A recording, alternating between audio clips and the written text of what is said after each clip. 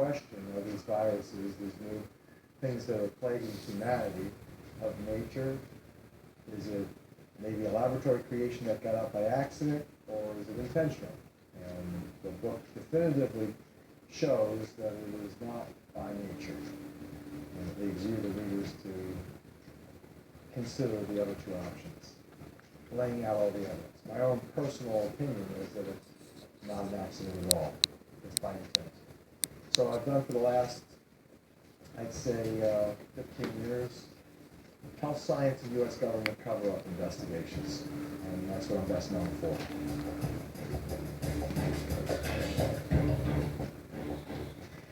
Essentially everything that you would want to know has been covered up.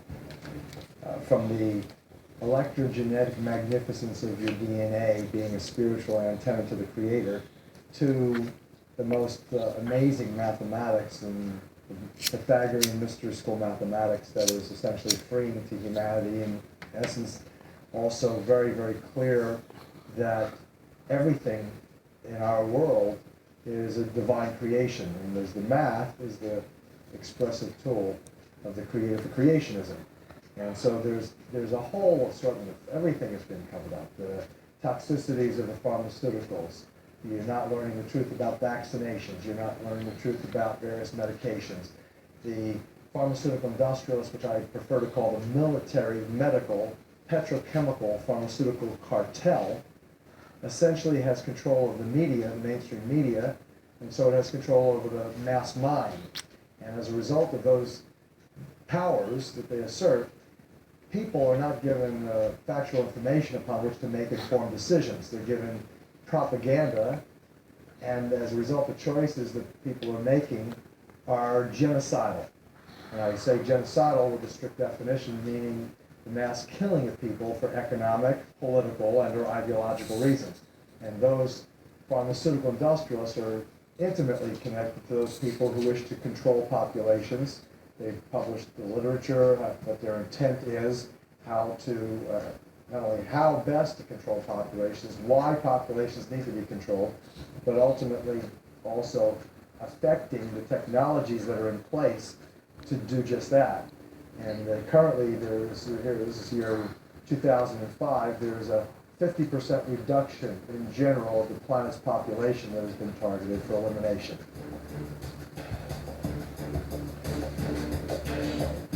So it used to be, a couple of decades ago, more third world country targeted depopulation.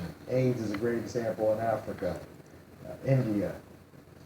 Today, however, the agenda is global, and that America is on its way out as a superpower. The politics that we're currently experiencing are simply the politics of the global industrialists and those who really control the entire show, the game of chess on the global board, from England, London, and Germany. So the banksters of Europe we're talking about, I prefer to call them banksters rather than bankers, and the royalty of Europe that have been in charge of colonialism for centuries. Today we're looking at neo-colonialism, which is globalism, and what's taking place is the control over America is very, very clear. You had a great example with Gulf War syndrome in the medical arena, with 700,000 troops initially going to the first Gulf War back in 1990, with 200,000 returning with a mycoplasma infection and what's called Gulf War syndrome. And now that, as we published in 1996 in a video production called Gulf War Syndrome, the Spreading Epidemic Cover-Up, you had that as an infectious disease initiated by vaccination toxicity, in vaccine impurities, infections with this mycoplasma beast, then getting out, spreading throughout the population when people cough and hack, or even in this case, the clothing that the military personnel returned from the war arena with were in some cases infected. And this now is expressing itself in the United States when you hear people hacking and coughing. Ask them how long they've been doing that. Many, many people have been doing this for weeks, if not months. This is not a normal flu. This is not a normal cold. This is a political pathology. And that the genocidal mechanism, again, people are going to medical physicians, medical deities, I prefer to call them, for their drugs. And the drugs in this particular case are ineffective. Numerous antibiotics fail to treat this condition. And so who's making the money?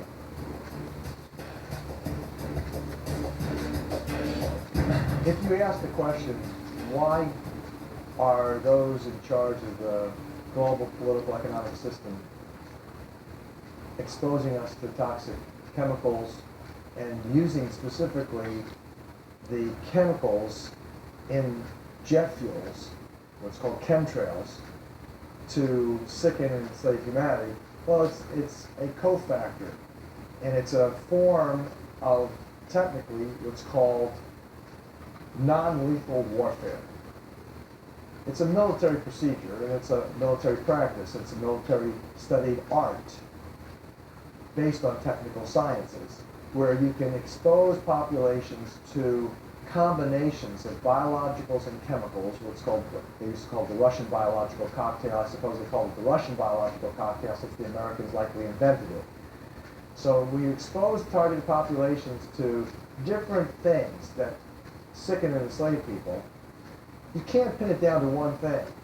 So it's a covert operation. It's a covert form of warfare. You can't blame anyone if you don't know that this is the cause and the factor in their demise.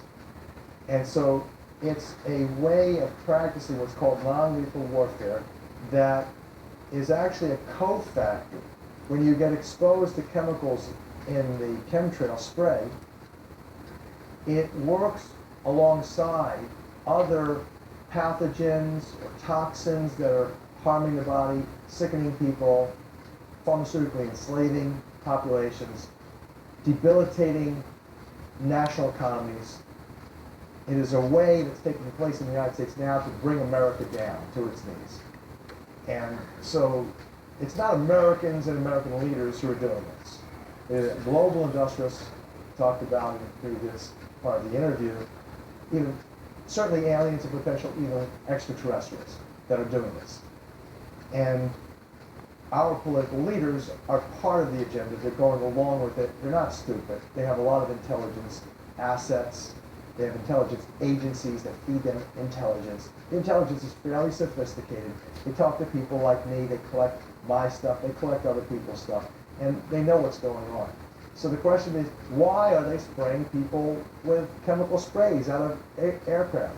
Why does Chevron's JP8 jet fuel contain aluminum oxide and things like you wouldn't expect people to legislate and tolerate people breathing?